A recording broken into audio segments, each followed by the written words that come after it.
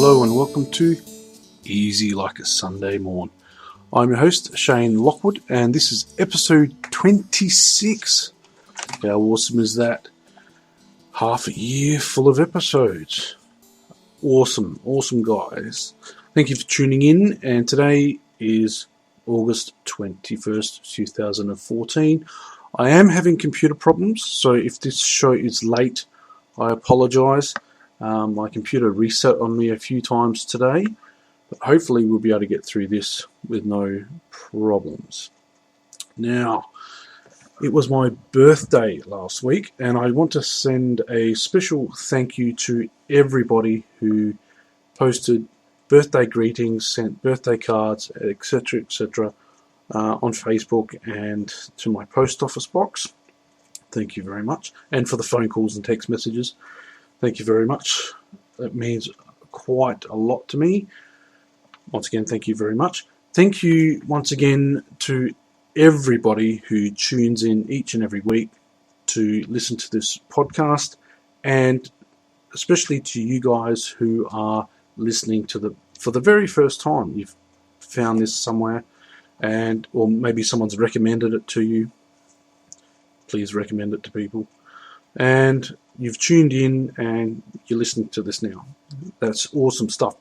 If you are new to the show, please leave a comment down below and let me know. If you are inviting people to listen to the podcast, also let me know. I know a few people are doing shout out videos and things like that on YouTube, which is fantastic. Special shout out to Raggy Ragsdale for doing quite a few of them. Now, speaking of Raggy Ragsdale, the show that I did with Raggy Ragsdale did really, really well here on Spreaker and on YouTube and on Stitcher as well, because what had happened was that particular show actually drove the show, because I'd gone through the statistics. I actually found the statistics, and this show started on Stitcher at 16,603rd in maybe a total of, say, 20,000 podcasts. Like, it was around the 16,000 mark, right? And then it jumped after that show, because of that show and a few others after. It jumped to 864. So from 16,000 to 864. That's a massive jump in terms of podcast listening and things like that. So thanks once again to Raggy Ragsdale. Now, I am in negotiations with getting him to do another episode, and while I don't want to promise anything, he should be on next week's show. This week is going to be fairly busy, but I'm going to endeavour to make sure we've got some stuff for you next week with Raggy Ragsdale. I do know that there are people who listen to the Raggy Ragsdale episode of this podcast, and I'm saying that it's singular, but hopefully that will become plural over time, because they like listening to him, they like listening to his voice, and they feel that even though he was talking to me, they feel that he's talking to them. And I'd like you guys to think the same of me, I think, in that I'm talking directly to you. I've got to adjust the show somewhat, and that will happen over time, and I will bring you guys in more, trying to get a bit more of an audience focus. But right now I'm just grateful that people are listening at all. I lost a lot of motivation and momentum because I was focusing on trying to get this show off the ground and looking at websites, looking at funding, looking at sponsors, looking at advertising. And while I will have to engage in that sort of thing in the future, I think right now my focus should be on just perfecting what I'm doing, building up an audience, and just improving myself in general. The format that I use is very, very loose. I don't have all the bells and whistles and sound effects and the stuff that can get really, really annoying. But then again, there's stuff that people tune in and listen for. For example, there's a YouTuber by the name of Pimp Monk, and he does a series called Random Insanity, and I've talked about his show before, and he's doing really, really well. I think his Random Insanity podcasts are up to about 16 or 17, but what I like listening, at the end he's got like this little music motif where he just says bye bye, do do do do do do. I can't remember. I'm not very good with music, but you sort of, it's friendly and almost like a children's TV show. Do do do do do do do do. That kind of music, and you look forward to it, and that's what I'd like to do with this show. That's why I include. That's my alarm. That's my clock alarm, and a professional would edit that out. But I thought it was funny. I'm going do do do do do. The next minute do do do of the alarm. But that's what happens when you record live-ish. This is not live, but I'm recording and then not going to bother editing too much. Now, what else? What am I up to? Oh, now here in Australia, it's a lot warmer now because it's the spring. So there's a lot more flies and spiders and insects and that sort of stuff around. And something weird happened. I needed to go out, and I just went back into the bathroom. Now, in Australia, the bathroom is the room that has the bath in it.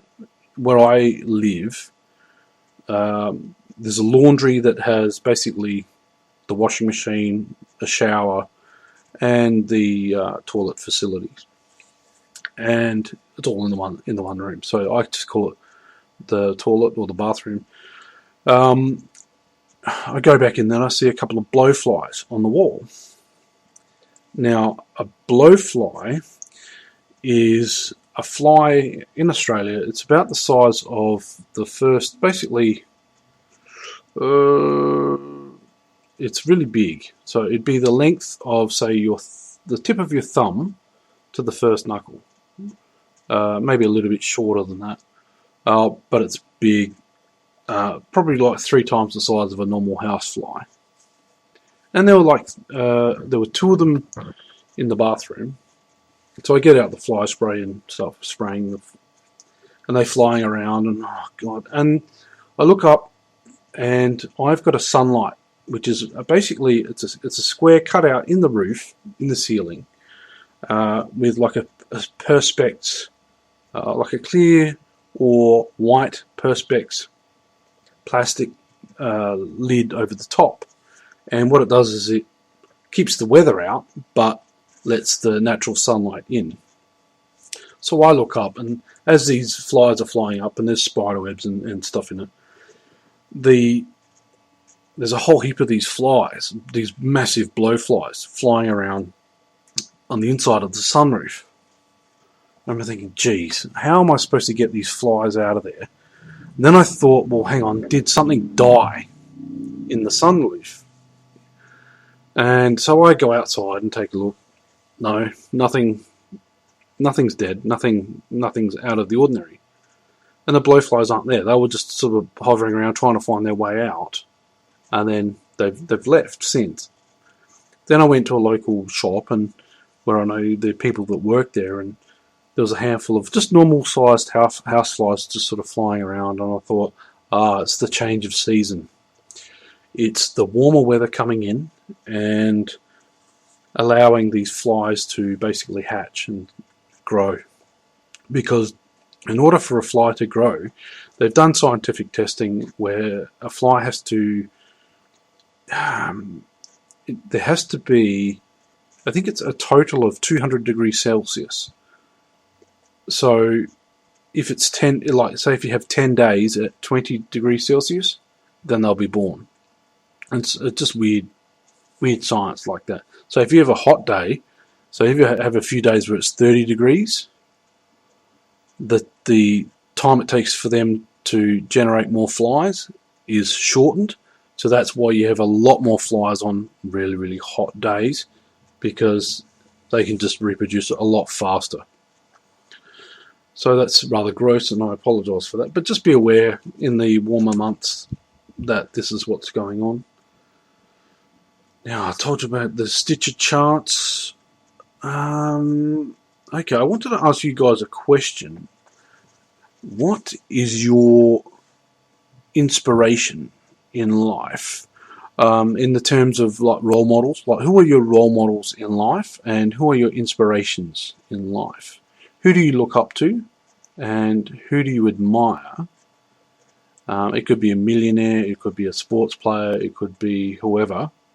Leave a comment down below and let me know.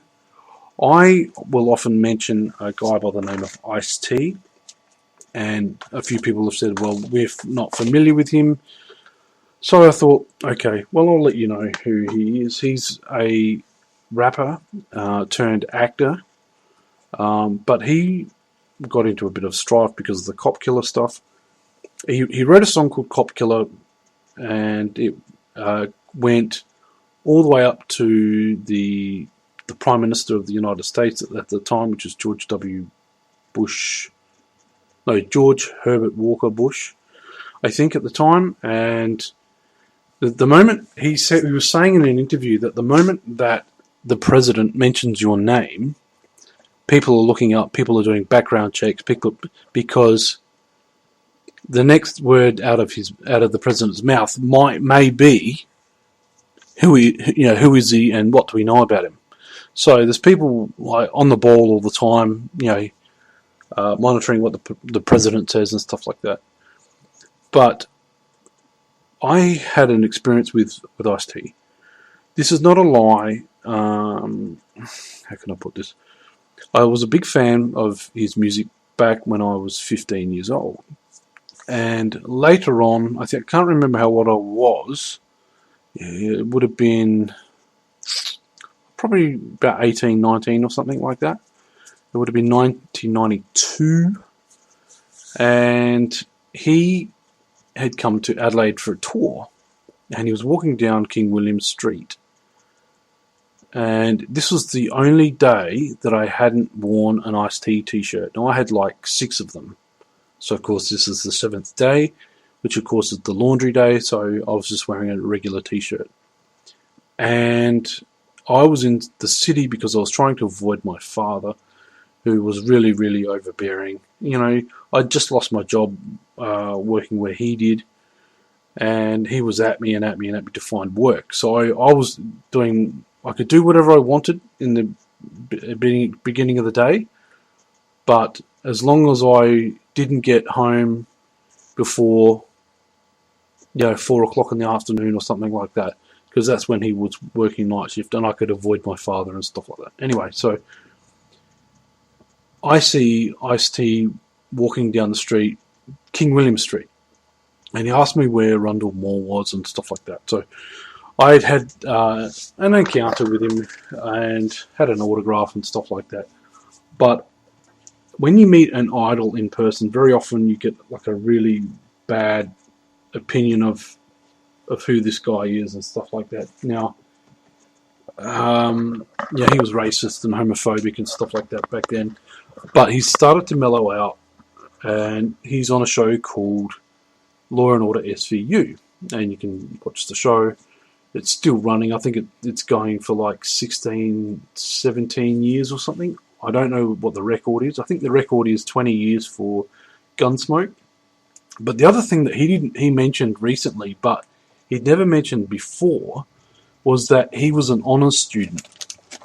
And he did go to university and did get a proper education, but he never really capitalised on it. But that's why he's got such a large vocabulary when it comes to producing music and rap songs and stuff like that. Now, he'll admit that he's not a singer. He doesn't sing on his albums. The purpose of what he was doing was just to get a message across. And it's just something that I sort of enjoyed. Now, because of my bad experience with him, I still You still put people at arm's length. But then when you see him and he's dealing with kids in the sense of teaching them how to cope with bullies and harassment and stuff like that. Like he's really supportive of all sorts of people. He will listen to all sorts of music and stuff like that. So I don't have a problem with him that I once did. But anyway, that's one of my role models. And I've wasted 15 minutes of your life. But thank you for putting up with that. Another series of guys that I like are Bill Nye, the science guy, and Neil deGrasse Tyson. Now, these guys are scientists in different fields. I'm not sure what science Bill Nye does, but I know that Neil deGrasse Tyson is an astrophysicist, and he did a show called Cosmos. If you want to learn about the universe and what scientists actually know about the universe and how they know about it, go and watch the show called Cosmos. It's 13 episodes. It's worth buying on DVD because I think you'll watch it a few times to really let a lot of the stuff sink in, because there are times when I was pausing it going, hang on a second, how big is the universe, how big is this and how big is that, and how many star systems do we have in a galaxy, and then how many galaxies are there, and then it just goes on and on and on. But it explains the stuff behind the scientific discoveries, and it was quite tragic actually, because a lot of the scientific discoveries were like not hundreds, but like 100 years apart, 50 years apart. And all it was is the difference was between someone picking something up and looking at it through like a microscope or a telescope, or just observing things and then coming up with the hypothesis to try and figure out what's going on. A lot of the difference between discovering infrared, which is on the red end of the color spectrum, but it's invisible, right?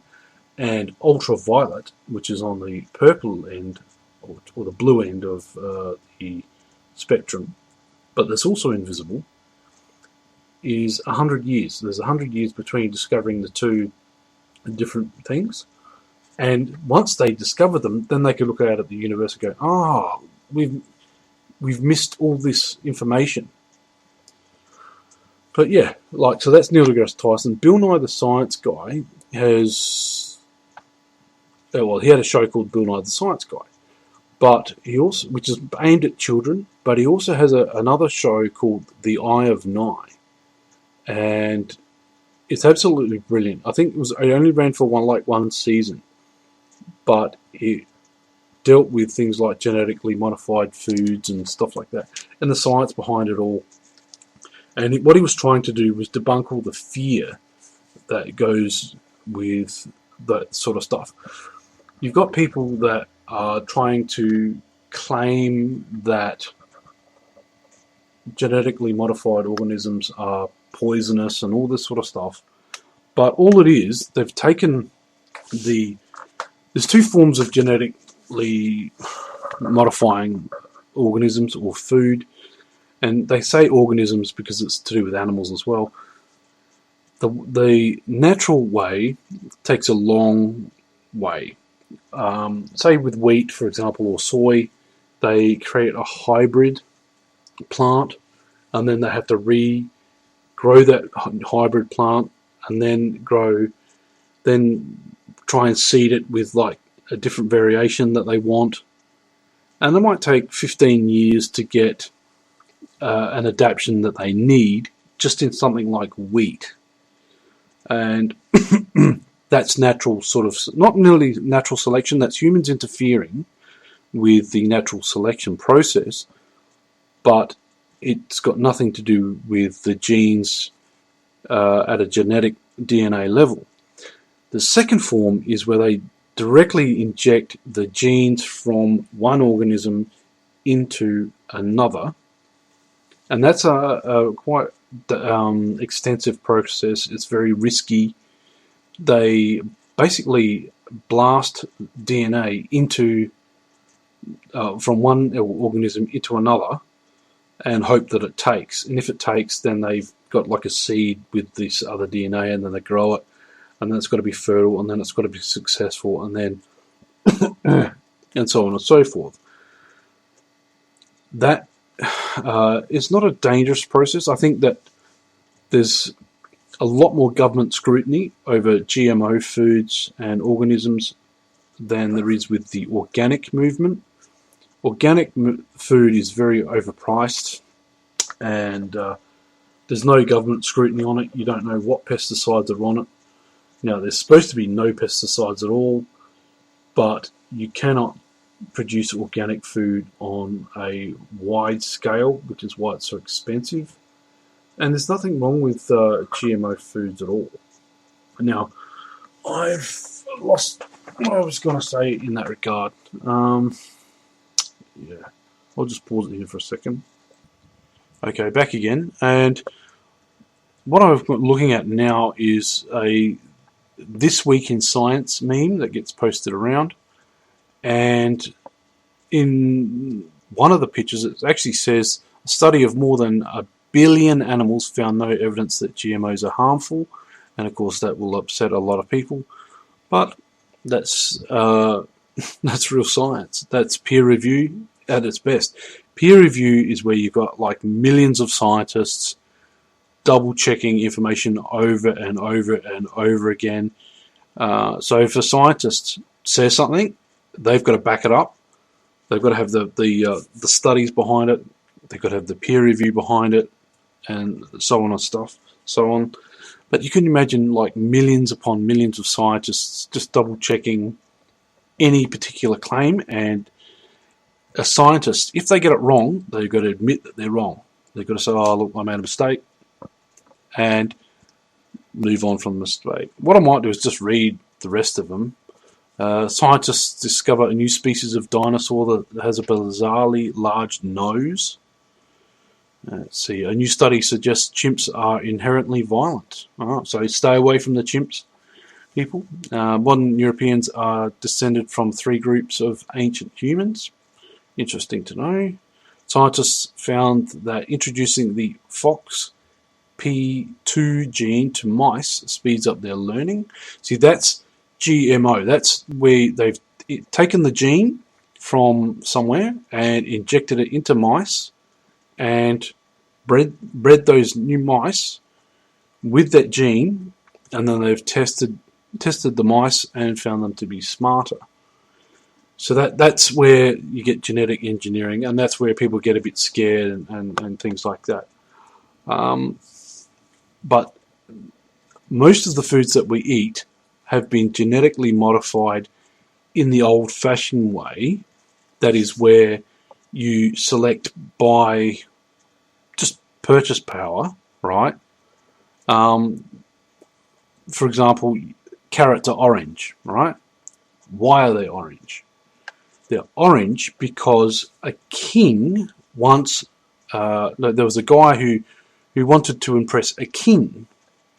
So carrots were once white, and what he did was he found a breed of orange carrots, or he made them somehow, and named them after the king. So these carrots were orange for the king.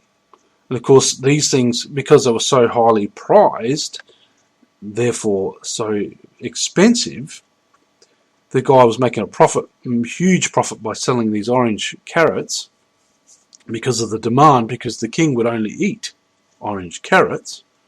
Now, you can't get carrots in any other colour because there's only the one species, basically. The same goes with corn.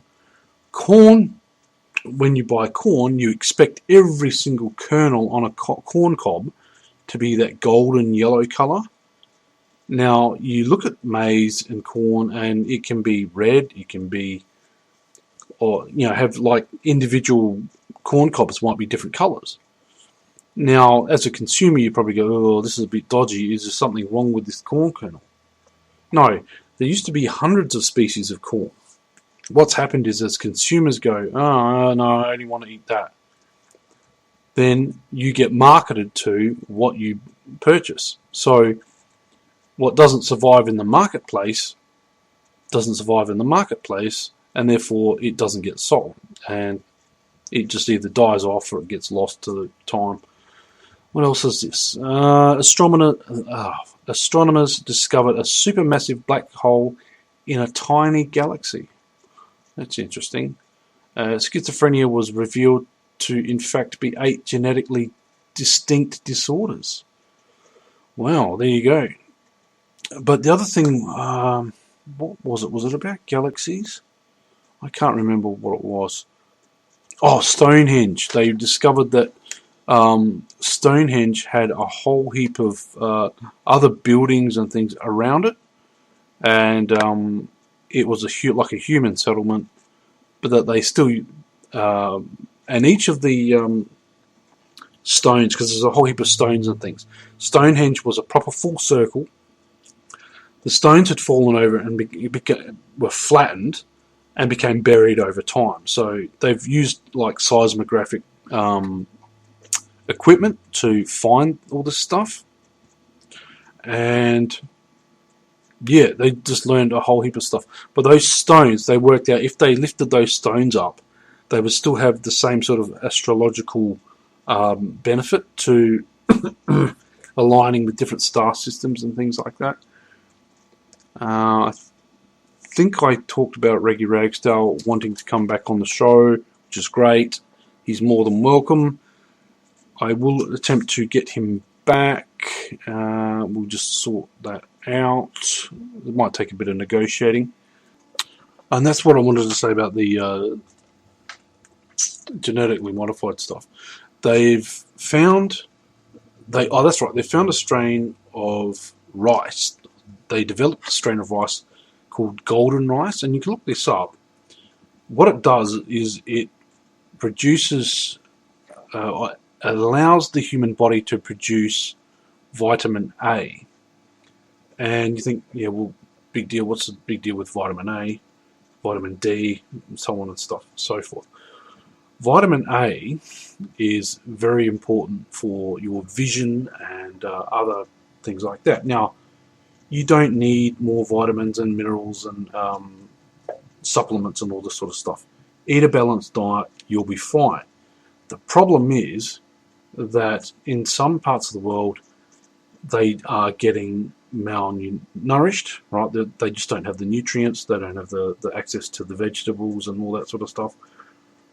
And 500,000 kids die every year through lack of vitamin A. Something that's basic, something that's preventable, basic stuff. Now, what's happened is Monsanto is a company that does a lot of genetic engineering and has been demonized as a result of it. Anyway, they come up with this golden rice and realized that if they sold it to, or at least distributed it to these poorer countries, they'd be saving all these kids. Unfortunately, there's a lot of people who are, banning this stuff. Governments are banning it stuff. GMO stuff is banned where I am, which is strange, but you can still get food that's been genetically modified. It's weird. I don't get it. But yeah, it becomes a really complicated issue where something like this could save millions of people's lives, but it's against the law. It becomes a rather controversial issue. So if you do want to see Reggie Ragsdale on the show, let me know. Let me know what you think of Monsanto. Let me know what you think of Bill Nye, the Science Guy, etc., etc. The other little thing that I wanted to talk about today before I close the show, because I've rambled on way too long, is the Batmobile. Should the Batmobile have guns on it?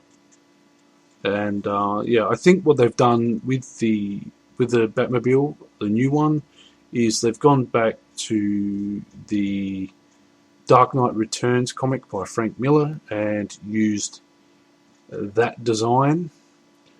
And I think that, while I understand it, I think that Batman in Batman vs Superman, or Superman vs Batman, whatever they're going to call it,